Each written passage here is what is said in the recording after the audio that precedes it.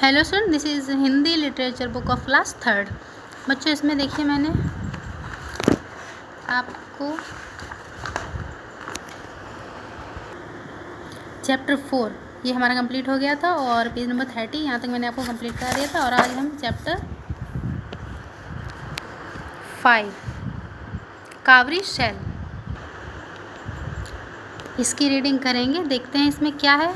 Cowrie शैल में इसमें लिखा हुआ है, ये पाठ है हमारा नया।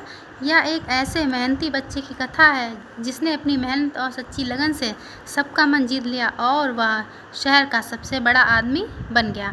बच्चों, ये बात बिल्कुल सही है। जो मेहनत करते हैं, सच्ची लगन से मेहनत करते हैं, वो एक दिन सक्सेस ज़रूर होते हैं, अपना गोल ज़रूर अचीव करते हैं। तो देखते हैं इस कहानी में क्या है। बहुत ही इंटरेस्टिंग कहानी है ये। थाईलैंड के एक शहर में शिकातो नाम का एक अनाथ बच्चा था। उसका कोई दूर का भी रिश्तेदार नहीं था। वह बहुत साहसी था। वह सामान ढोकर दुकानदारों को पहुंचाने का काम करता था। सभी दुकानदार उसकी मेहनत और ईमानदारी से खुश थे। जो बच्चों मेहनती होते हैं बच्चे, उनसे सभी लोग खुश रहते हैं, पेरेंट्स भी और टीचर्स भी और सभी लोग। सुवांग नाम का दुकानदार उससे विशेष प्रेम रखता था। एक बार शिकातो ने सुवांग को अपने मन की बात बताते हुए कहा, मैं सुकोथाई जाना चाहता हूँ। वहाँ की धरती उपजाऊ है और वहाँ का राजा भी दयालु है। सुवांग ने कहा, हाँ, वहाँ का राजा पीपोंग एक नेक इंसान है। वह अपनी प्रजा को पिता की तरह चाहता है। किंतु तुम अभी बच्चे हो और वह देश यहाँ से बहुत दूर है। शिकातो सुकोथाई जाने का मन बना चुका था। एक दिन साहस करके वह अकेला ही चल पड़ा। अनेक कठिनाइयों और लंबी यात्राओं के बाद वह अपने मनचाहे देश के एक शहर में जा पहुंचा। थके हुए शिकातो को बहुत प्यास लगी थी। उसने देखा कुछ स्त्रियां कुएं पर पानी भर रही हैं। उसने एक अधेड़ उम्र की स्त्री से पानी मांगा। उसे थका हुआ देखकर स्त्री ने पूछा, कहाँ से आए हो? शिकातो ने अपनी सारी कहानी उसे बता दी। उसकी लगन देखकर वह अत्यंत प्रभावित हुई और बोली, मेरे पति राजा के महावत हैं। तुम भी उनके साथ हाथियों की देखभाल करना। इससे तुम आसानी से राजा के दर्शन कर सकते हो। शिकातो को यह बात पसंद आई और वह खुशी खुशी तैयार हो गया। घर पहुंचकर स्त्री ने शिकातो का परिचय महावत से करवाया। अगले दिन से ही शिकातो हाथी खाने की साफ सफाई करने लगा। एक दिन हाथियों के लिए चारा लाते समय उसने देखा कि बेशकीमती कपड़े और गहने पहने हुए एक नौजवान सजे हुए हाथी पर सवार होकर सेवकों के साथ उसी रास्ते से होकर जा रहा है। उसे समझते देर न लगी कि यही राजा है। उसने भागकर राजा के पास जाकर आदर सहित हाथ जोड़कर उन्हें प्रणाम किया।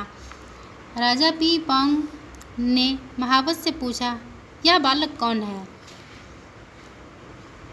महावत ने उत्तर दिया, हुजूर, यह शिकातो है जो आपकी प्रशंसा सुनकर यहाँ आपके दर्शन करने दूर देश से आया है। राजा की सवारी दूसरी दिशा में मुड़ गई। अपने मनोरथ की पूर्ति से शिकातो की खुशी का ठिकाना न था। अचानक शिकातो ने वहाँ रास्ते में एक चमकदार सिक्का पड़ा देखा। उसने उसे उठाया और भागकर राजा के पास जाकर बोला, हुजूर, यह आपका है, शायद वहाँ गिर गया था। राजा ने जवाब दिया, यह हमारे देश का सिक्का कावरी शैल है, इसे तुम रख लो। शिकातो ने हाथ जोड़कर उसका धन्यवाद दिया। वह बहुत ही खुश था, मानो उसे कोई खजाना मिल गया हो। एक जगह बाजार में लेटूस के बीज बिक रहे थे। शिकातो ने वही सिक्का दिखाते हुए उसके बदले बीज मांगे। दुकानदार हंसकर बोला, एक कावरी शैल में कुछ नहीं आता। शिकातो ने धैर्य से सोचा और कहा, तुम मुझे इन बीजों में एक उंगली गड़ाने दो। जितने बीज मेरी उंगली में चिपक जाएंगे तुम उनके बदले एक कावरी शैल ले लेना।